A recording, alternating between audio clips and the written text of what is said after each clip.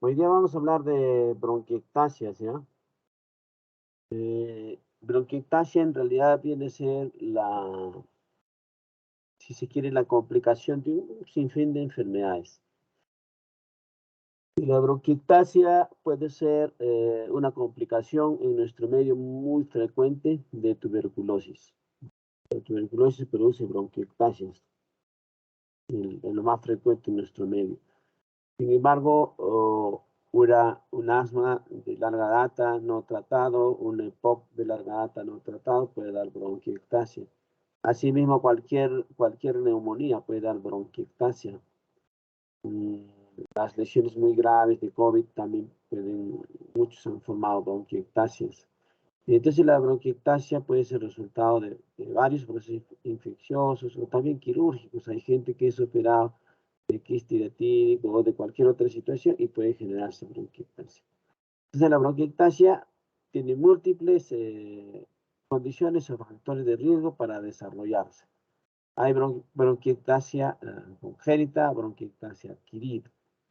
A las bronquiectasias adquiridas le llamamos bronquiectasias no fibrosis quística. Entonces, en la literatura ustedes van a encontrar como bronquiectasia no fibrosis quística. En las bronquiectasias congénitas, la mayor parte en nuestro medio, lo que nosotros hemos visto es una bronquiectasia por fibrosis quística, que se da al diagnóstico en los primeros años de vida. Un niñito que tiene tos productiva, que es un espasmo bronquial que no mejora con el uso de inhaladores. Aparte, es un niño que tiene un crecimiento y desarrollo inadecuado, atorrea, empieza a hacer bronquiectasias apicales. Entonces hay que pensar en fibrosis quística en niños. Eso no vamos a ver porque es otro tema y que van a llevarlo en pediatría, la fibrosis quística, que se diagnostica por prueba del sudor o estudios genéticos. ¿Ya?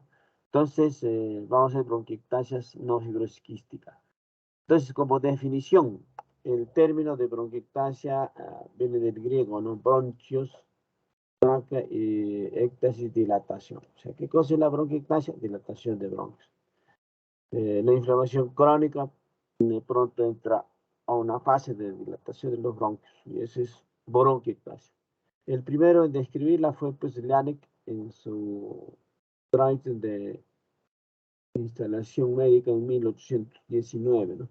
Entonces, la definición, la dilatación permanente de las vías aéreas subsegmentarias que se acompañan de destrucción inflamatoria del tejido bronquial y peribronquial y acumulación material exudativo en los bronquios.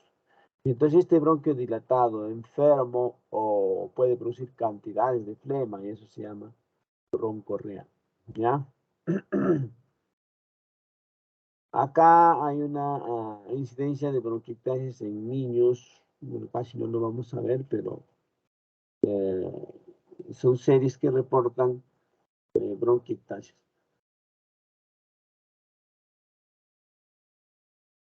La patogenia, la reacción inmunitaria mediada por células. Las células de la inflamación son casi exclusivamente mononucleares, linfocitos T, linfocitos CD8, predominan frente a los linfocitos CD4. Entonces, lo que predomina son las células mononucleares.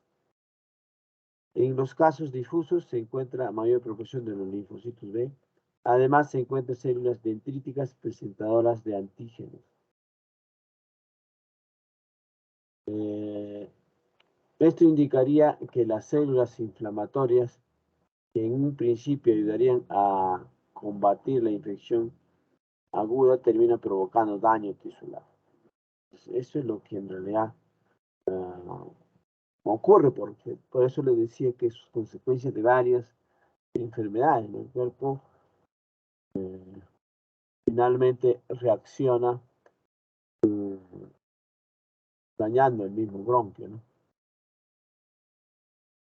En cuanto a la etiología, hemos dicho que hay congénitas, quistes bronquiectásicos congénitos, síndrome de Williams-Campbell, síndrome de...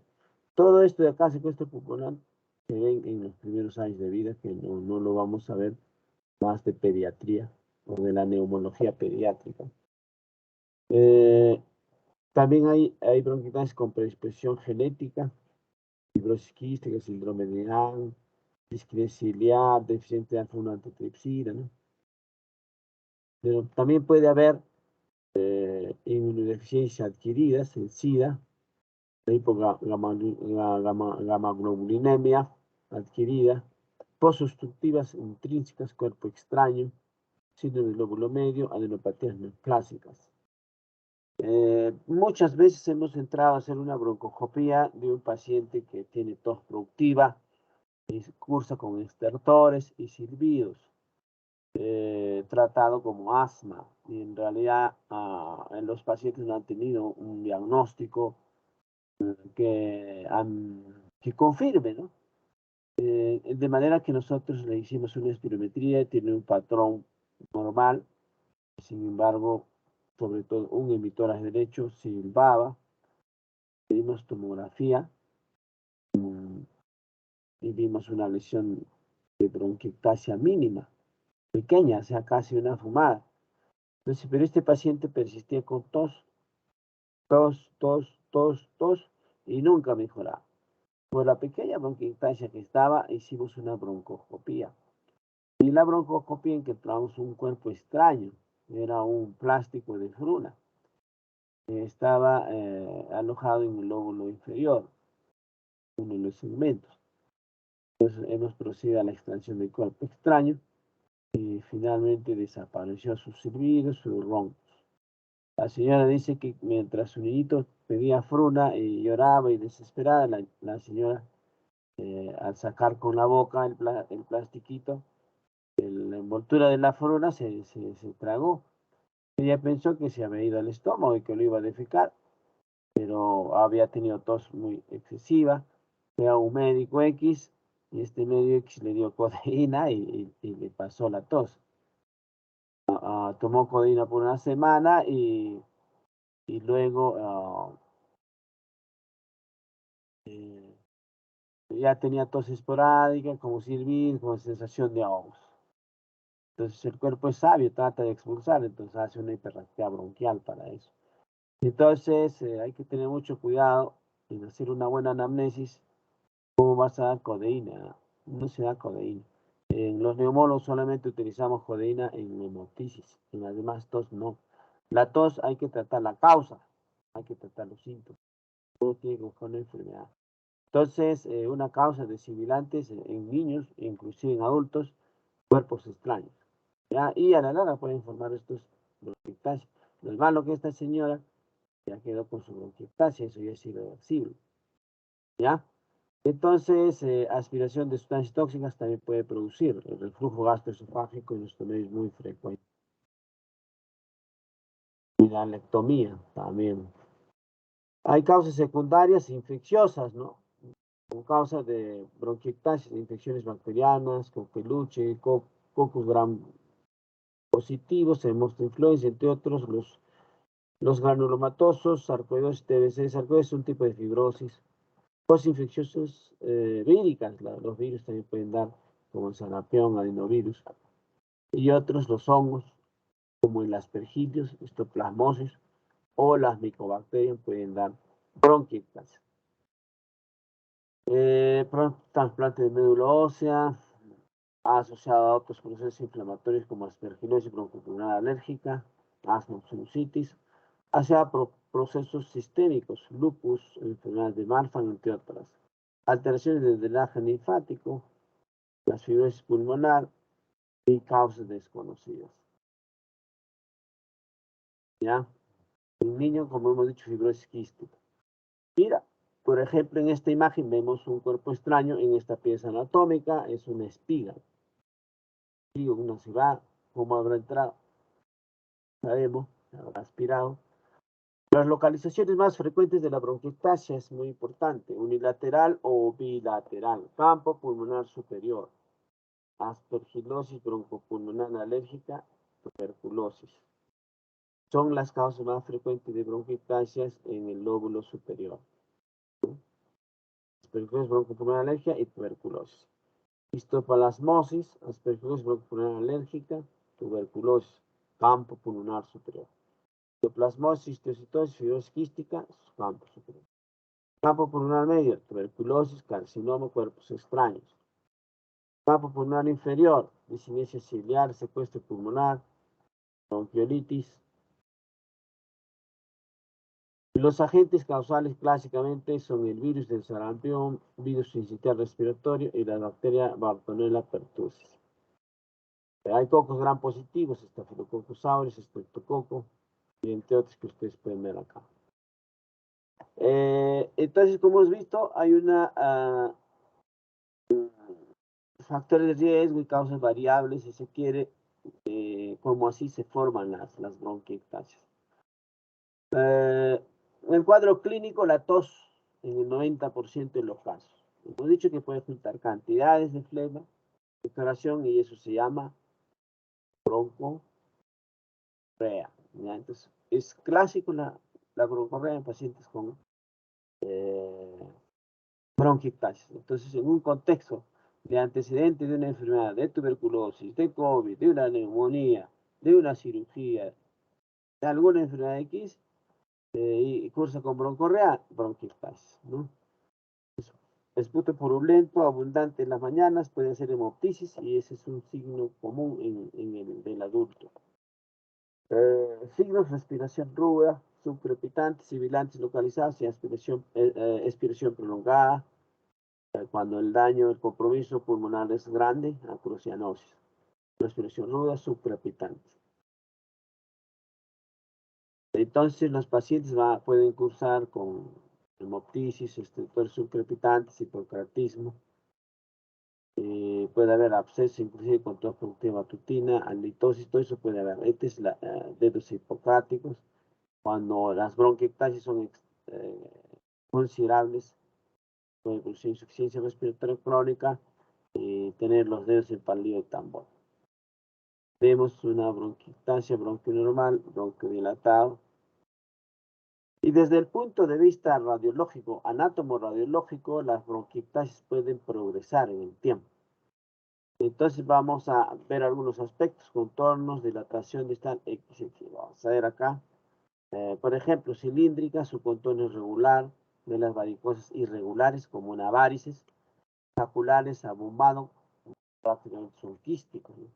Su dilatación de las cilíndricas, más o menos, las varicosas son más dilatados, y las saculares son abombados, quísticos, como un quiste, ¿no?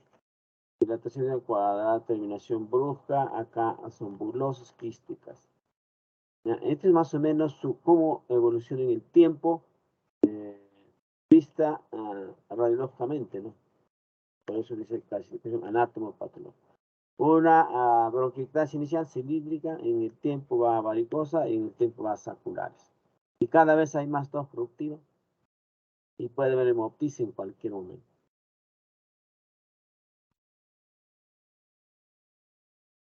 Histopatología de las bronquiectasias adquiridas. En las bronquiectasias adquiridas, vamos a ver bronquios dilatados, puede haber, como el bronquio se dilata, empieza a ocupar espacio y finalmente puede producir colapso parenquimatoso. Puede haber engrosamiento pleural, dilataciones bronquiales, cilíndricas, varicosas o saculares. Bronquiectasias cilíndricas. Las bronquiectasias cilíndricas y varicosas, hay un edema e infiltrado focal que atraviesa la lámina propia y llega a la capa muscular. Estamos viendo cilíndricas y varicosas. Entonces hay edema e infiltrado local que atraviesa la lámina y llega a la capa muscular. En las saculares quísticas, además de destrucción del cartílago, y pueden llegar a observarse calcificaciones. Células cilíndricas en planas, escasos cilios o ausentes. No hay cilios. Entonces el sistema mucociliar en los pacientes con bronquiectasia está totalmente casi anulado, ¿no es cierto? Por tanto, no hay se juntan flemas y cuando hay bastante flema, pues el cuerpo trata de expulsar o lo expulsa, por eso así finalmente. ¿Cómo hacemos el diagnóstico? Con una radiografía de tórax. Bueno, la radiografía de tórax, una bronquiectasia inicial, no lo va a ver. Una bronquiectasia en sus fases más avanzadas, sí, probablemente sí. Pero la tomografía es el estudio adecuado para ver bronquiectasis. Entonces, en la radiografía de tórax puede ver reparos que están asignados a telectasia, oligoemia, espacios quísticos con o sin nivel de líquido. Las bronquiectasis pueden llegar a la formación de bronquiectasis quística en su fase avanzada y pueden a veces estar conteniendo pus, ¿no? Y forman niveles. Puede formarse un panal de abejas, hiperinsuflación compensatoria del resto del pulmón, puede haber engrosamiento pleural. En diversos estudios, más del 90% presenta signos radiográficos. La tomografía computarizada de alta resolución va a detectar las bronquiectasis más iniciales. Entonces ustedes van a ver como pérdida de la definición y aumento de la trama vascular que son causadas por la fibrosis peribronquial, amontonamiento de los bronquios y pérdida del volumen pulmonar y espacios quísticos, pulmón y panal de abejas, e engrosamiento de la pared bronquial, fluidos endobronquiales o mucos, puedes ver atelectasias, imagen en vías de ferrocarril, y eso sucede cuando la dilatación bronquial se toma paralelo al plano de sección o en las bronquiectasis cilíndricas. Entonces los signos tomográficos va a ser varios. Ahorita les vamos a resumir, vamos viendo esta diapositiva. En las bronquiectasis se ve dilataciones bronquiales, el diámetro bronquial interno mayor que el de la arteria bronquial adyacente, ¿no? Índice broncoarterial en bronquiectasis mayor de 1. Entonces, el llamado signo del anillo de sello se conforma por la banda del anillo que es producida por la pared bronquial, o sea, el bronquio de la banda del anillo, y el sello se da por la densidad del tejido blando que produce la red arterial, o sea, anillo de sello. Vas a ver los bronquios dilatados y la parte de sello le da la arteria. Riel de tranvía, riestra de perlas, quistes racimados, bronquios periféricos. Entonces, en conclusión, un signo de bronquiectasis, anillo de sello, riel de tranvía, dedo de guante, ¿ya? Eso es propio de las bronquiectasis, son signos tomográficos de bronquiectasis. Acá dice riel de tranvía, ¿no? Bronquiectasias. Se pueden hacer estudios aparte de la tomografía, una broncografía.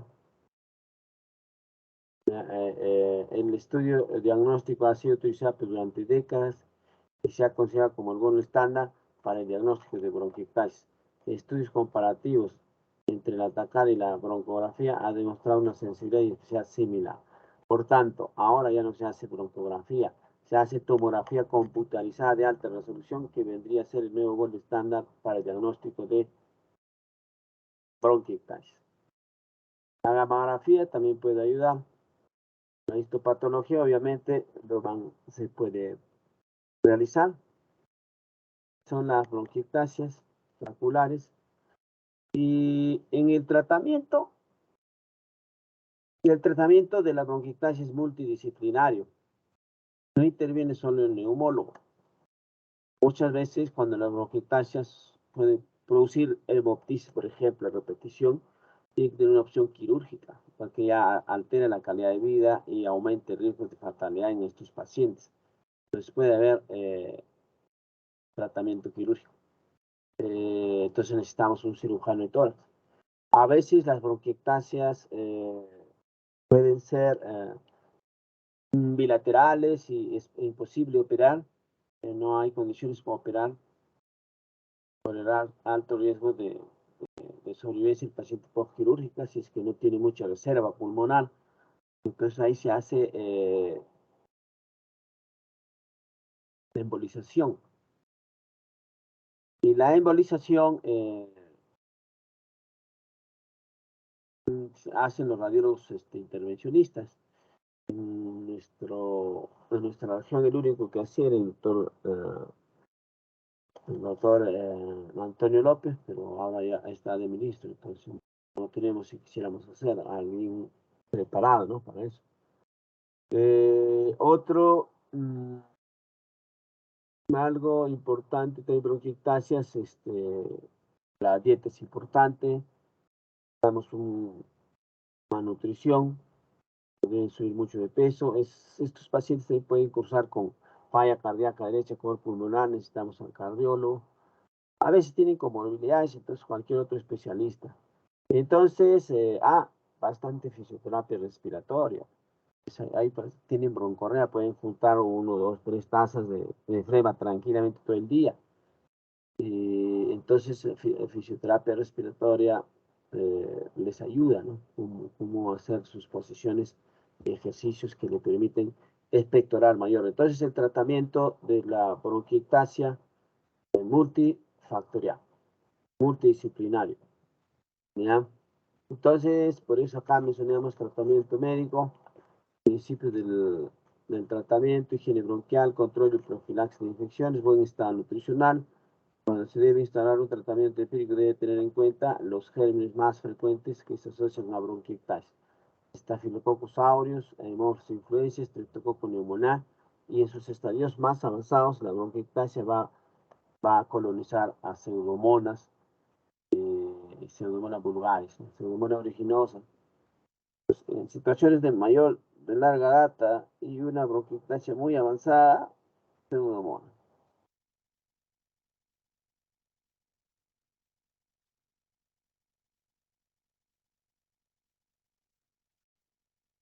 Actualmente se va viendo pues los estudios de cómo podría ir un paciente con tratamiento de antibiótico por vía en aerosol, ¿no? De pronto, sí se da en otros países, su costo es más alto, en Perú aún no tenemos lo suficiente eso, ¿no?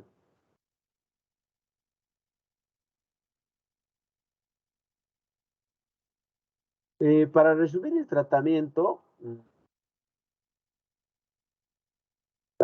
tratamiento, nosotros debemos tener dos conceptos que deben recordar.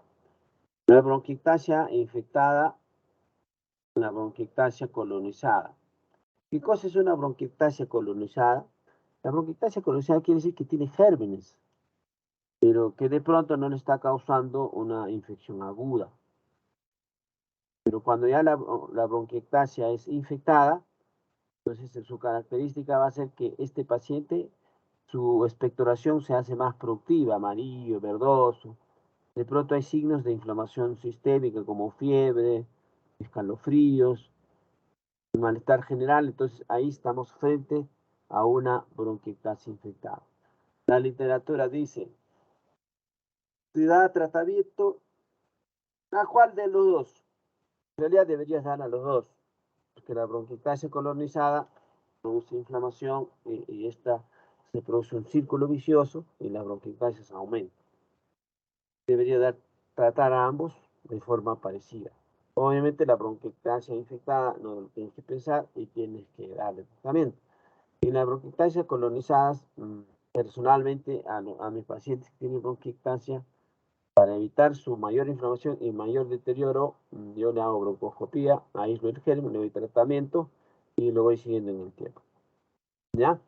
Entonces, a indicaciones quirúrgicas hemos dicho, cuando está localizada se opera, pero cuando hay bronquiectasias bilaterales, no, ya no se opera, ¿no?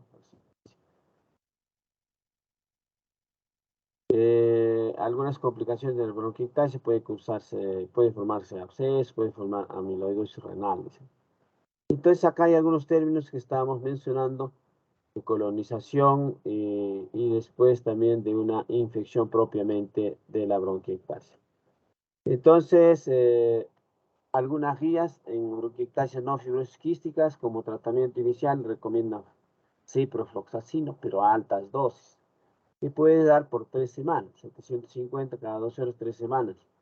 Inclusive en las guías mencionan en las bronquiectasias iniciales dar amoxicilina clavulánico de 875 cada 8 horas, igualito, 2 semanas aproximadamente. Ya, también hablan de la tobramicina por 3 a 12 meses.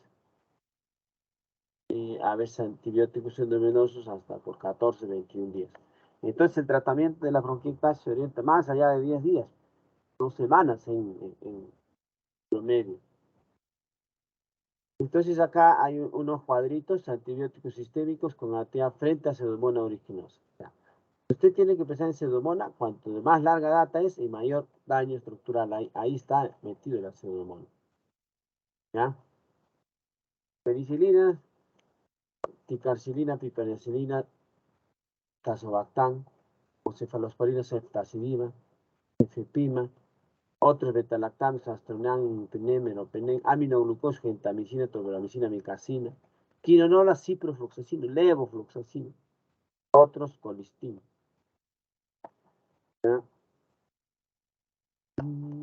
Suena esto para que lo lean. Acá tenemos de antibióticos inhalados para el tratamiento de la colonización e infección bronquial crónica en pacientes con bronquiectasis. ¿Ya? A ver, acá tenemos antibiótico inhalado, ceftazidima, mastobramicina, mira, resultado disminuye hospitalizaciones, longitud de las hospitalizaciones, número de colonias disminuye. Pero estos medicamentos no lo tenemos. Entonces, el tratamiento para bronquitis, antibióticos por vía sistémica, antibióticos por vía inhalada. Hay que tratar de alguna manera la etiología. Tratamiento tiene que ser con antiinflamatorios. Y hay medicamentos antiinflamatorios que actúan, antibióticos que actúan como antiinflamatorios, como inmunomoduladores, la eritromicina, claritromicina, acitromicina, ¿no? ¿Ya? Entonces, si ustedes se dan cuenta, el tratamiento multidisciplinario, puedes utilizar antibióticos vía sistémica, o sea, vía oral, endovenoso, según sea la gravedad del caso. Antibióticos por vía inhalada también se pregona bastante ahora en fibrosis o en bronquiectasia no fibrosis quística. Tratamiento antiinflamatorio o inmunomodulador con macrólidos generalmente. Y acá está estudio realizado con macrólidos en pacientes con bronquiectasia no debidas a fibrosis quística. Entonces vemos acá diferentes estudios con roxitromicina, por ejemplo. Su beneficio ha sido que disminuye la reactividad bronquial aérea, o sea, los sibilantes, los roncos disminuyen. Eritromicina dando 500 miligramos cada 12 horas, 2 semanas. También aumentaba inclusive los valores del DEF y de la capacidad vital forzada, mejora la función pulmonar entonces y disminuye el volumen de esputo. Acitromicina, 500 miligramos día, seguido de 250 miligramos día por 6 días y después 200 miligramos día, ¿no? 3 veces por semana o 3 días a la semana o interdiario por mucho tiempo, meses, ¿no es cierto? Son esquemas.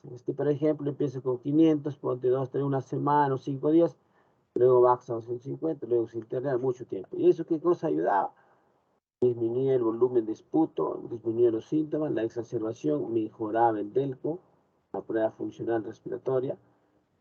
Claro que puede haber reacciones adversas y muchos de ellos son gastrointestinales y diarrea. Pero también hay acitromicina 500 miligramos 2 veces por semana, más o menos 6 meses. La eritromicina, también meses. La acitromicina 500 miligramos día, 3 días a la semana. Puede dar por todo un año y mira, mejora bastante. Entonces, más allá de antibióticos, también tienes que dar inmunomoduladores, expectorantes y se amerita algún bronquidilatador, ¿no? Entonces, vamos viendo. Hemos visto que los antibióticos van desde amoxicilina ácido clavulánico, quinolonas, ¿no es cierto? Sí, ciprofloxacino al inicio.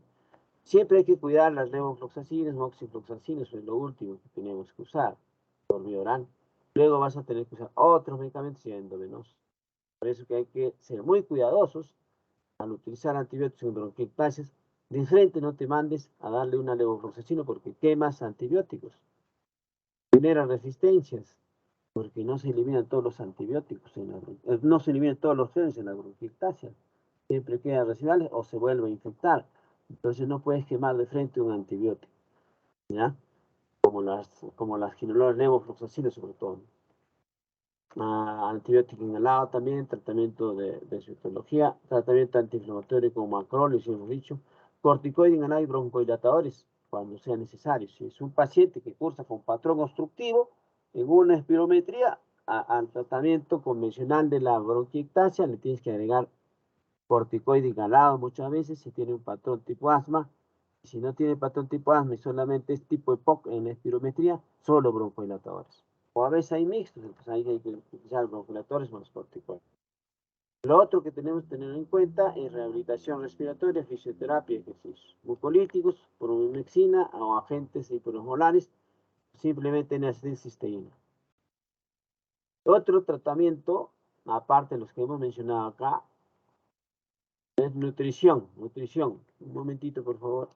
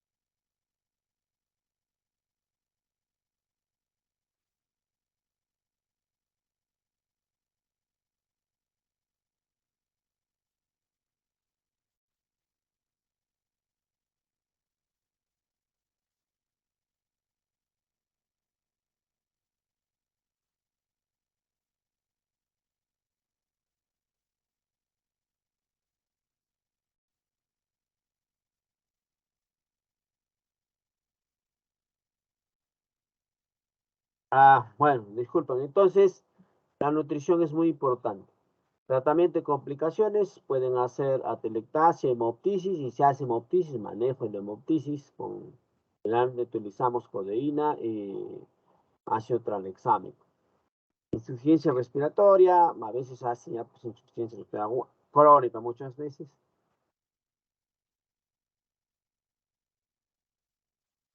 Bueno, chicos, eso es todo en referente a bronquiectasia. Entonces, manejo multidisciplinario, ¿no? ¿Alguna pregunta?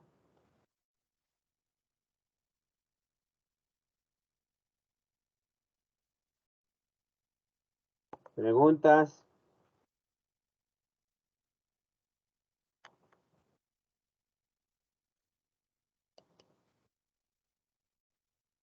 ¿Hay alguna pregunta, chicos?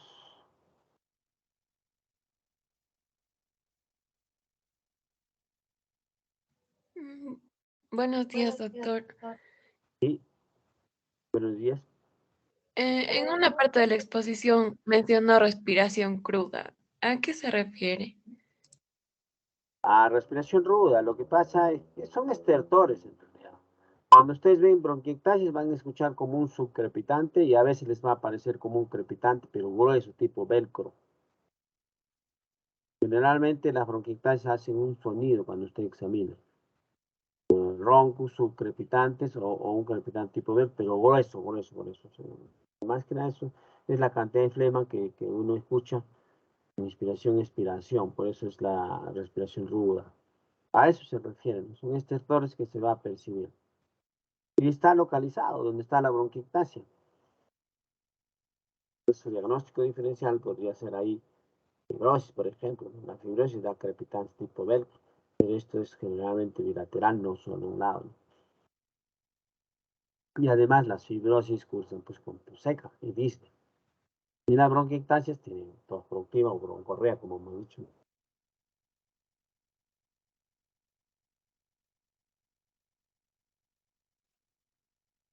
¿Alguna otra Buenos pregunta? días, doctor. Buenos días, una consulta. Sí, buenos días. Doctor, mencionó que las bronquiectasias tenían relación con la telectasia. Bueno, si bien sabemos, las bronquiectasias son dilataciones y la atelectasia es como que disminución del volumen. ¿Cómo así se relacionaría, doctor? Eh, las bronquiectasias generalmente, como hemos mencionado, son consecuencias de algunas enfermedades como cuestiones de secuela. Por ejemplo, una bronquiectasia post-tuberculosis genera atelectasias cicatrizales, ¿no? Colapso pulmonar ya cicatrizal secuelar. Y eso es lo que se ve muchas veces cuando hay bronquiectasias. Ahora, la bronquiectasia también puede llevar pues a la formación en su evolución anátomo-radiológico desde cilíndricas, varicosas y quísticas. Y cuando se hacen quísticas a veces se hacen bastante grandes que comprime pues estructuras pulmonares adyacentes. Entonces eso es lo que nosotros decimos que puede haber atelectasia. Entonces las bronquiectasias generalmente son seculares. Seculares. Cuando operan, por ejemplo, cristiatídico, muchas veces le quedan unas atelectasias laminares y por ahí también salen las bronquiectasias. Son imágenes que se puede ver en una placa de tórax, sobre todo en una tomografía, los signos. Eso es lo que hemos querido decir ahí. ¿Alguna otra pregunta? Doctor, buenos días. Entonces, ¿se podría decir que si un paciente tenía antecedentes de TBC neumonía, todos desarrollan bronquiectasias o no? ¿O es la mayoría, doctor? La mayoría, doctor. O sea, ¿cuál es la clave en tuberculosis, que es la causa más frecuente de bronquiectasia en nuestro medio? La clave es el diagnóstico temprano y tratamiento oportuno. Lo que pasa en nuestros pacientes tebecianos andan sin diagnóstico. Ahora más, ahora que la gente por pandemia se ha escondido, ha tenido miedo de ir a un centro de salud, a un hospital, están apareciendo formas graves, avanzadas de una tuberculosis con compromiso pulmonar tremendo. Esos pacientes ya tienen daño estructural, ya tienen bronquiectasis formada. O sea, en conclusión, de la tuberculosis se puede curar, pero va a quedar la bronquiectasis. Y hay a veces, aparte de bronquiectasis, también cavidades grandes. Y las cavidades grandes son un peligro porque son fuentes de recaídas. Porque el antibiótico llega a donde llega la vasculatura. Pero hay situaciones de una cavidad grande en su interior, se va a salvar un bacilo, que no está tan cercana al flujo, a la perfusión vascular. Te va a salvar hasta que salga un bacilo. Este paciente en 2 o 3 meses de nuevo va a ser BK positivo. Entonces, acá el problema es el diagnóstico muy tardío.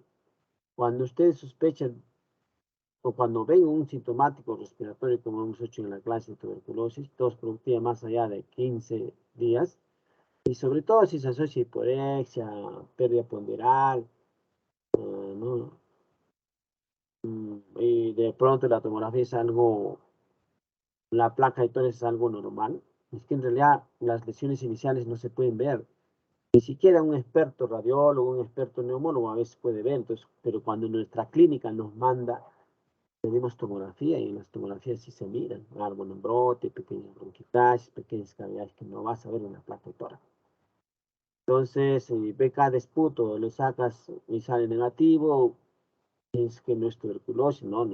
Si ves lesión árbol en brote, el cuadro clínico, tienes que hacer la interconsulta al neumólogo para hacerle broncoscopía y hacer un diagnóstico. Pero estos pobres pacientes están pues paseándose de médico en médico y nadie, es que el paciente no es propiedad de nadie. O sea, si tú no puedes ayudarlo, hay otro médico, otro especialista.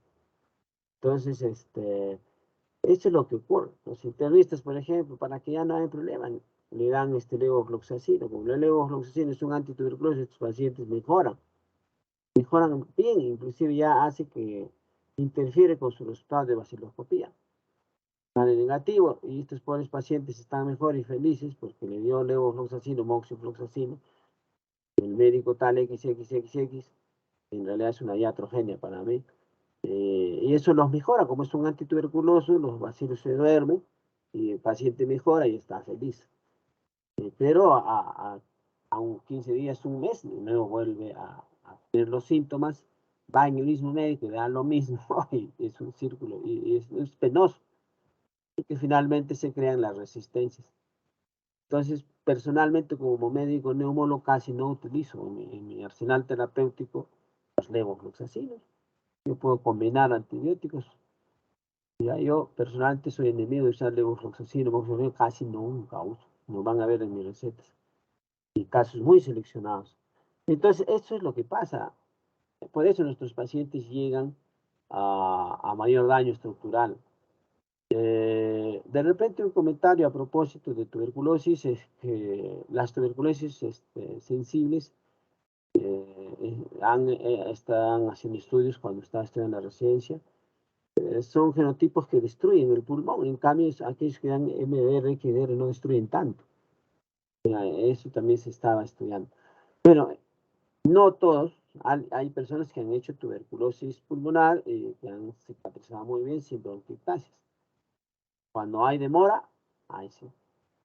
Y en nuestro medio sí se demora, entonces la mayor parte de los pacientes con tuberculosis tienen bronquitis. Eso para responder su pregunta, la doctora. No sé si hay otra más.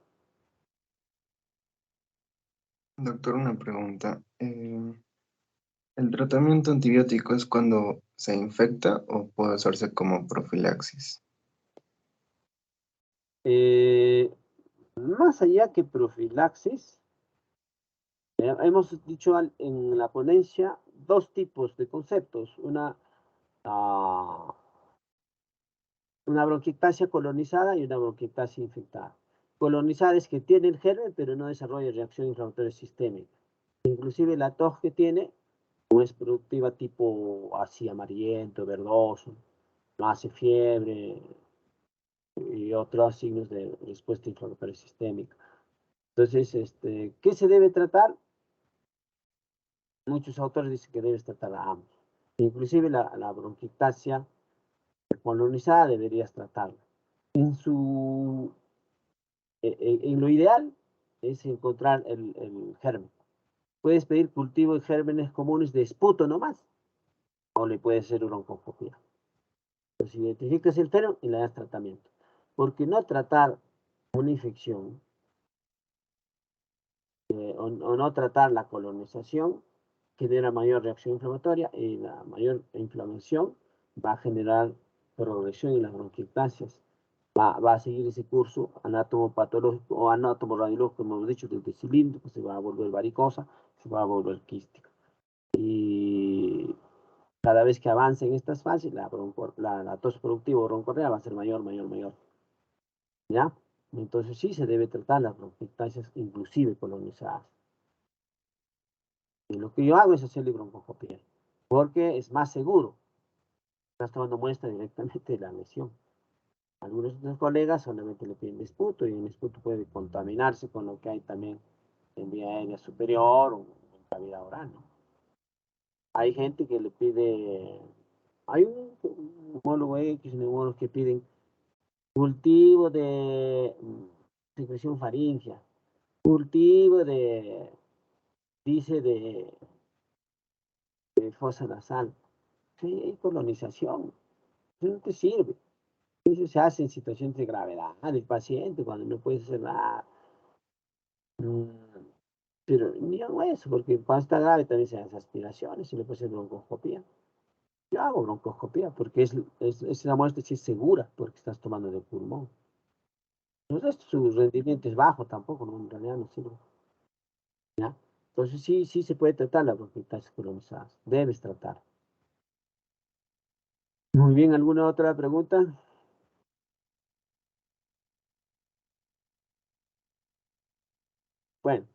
Bueno chicos, bueno, hemos tratado de hacer, pese a otras responsabilidades que tengo, cumplir con algunas clases, no sé cuál más, para serles sincero, ya el tiempo un poquito me es un poco difícil. De repente su delegada puede conversar conmigo, si quieren algún tema en especial, una clase más podría ayudarlos en los días siguientes de la semana. Más bien, gracias por su paciencia y tolerancia. En realidad es un poquito complicado teniendo otras responsabilidades, pero no estamos ya no ayudarles, y muchas veces les he dicho, si gustan, yo trabajo en el Hospital Carrión, cuando gusten, podemos apoyarlos cuando alguien quiere venir, como hemos hecho con varios de sus colegas. ¿Ya?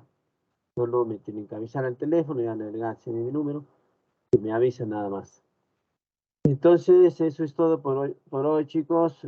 Buenos días, buen domingo y cuídense mucho, estamos en contacto. Hasta luego. Muchísimas gracias, doctor. Gracias, doctor. Hasta luego. Hasta Bueno. luego, doctor. Cuídese.